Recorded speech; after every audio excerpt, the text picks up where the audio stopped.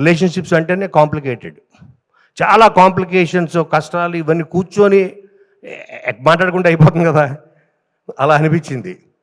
చాలా most complicated సిచ్యువేషన్లో కూడా సిద్ధు రండి కూర్చోండి, ఇద్దరు రండి కూర్చోండి అని తను బోల్డ్గా చెప్పేయడం. అక్కడ నేను థియేటర్లోంచి లేచి పారిపోదాం అనిపించింది. ఇప్పుడు అది చెప్తే ఏంటి, వాళ్ళు జుట్టు పట్టుకొని కొట్టేస్తే ఇలాగా.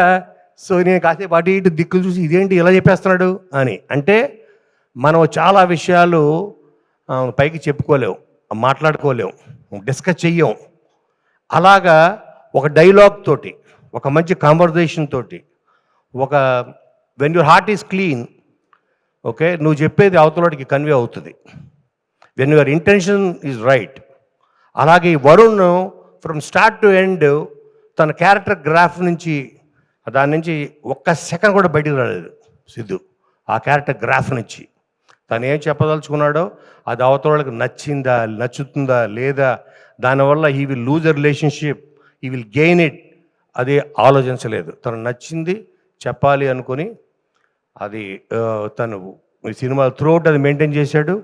అలాగే వీళ్ళందరూ కలిసి వాళ్ళు ఏ చెప్పదలుచుకున్నారో, వాళ్ళు ఏ కథని, దాని ఎటువంటి ఫిల్టర్స్ లేకుండా, మాస్కులు లేకుండా మనకి చెప్పిన సినిమాయే ఇది తెలుసు కదా.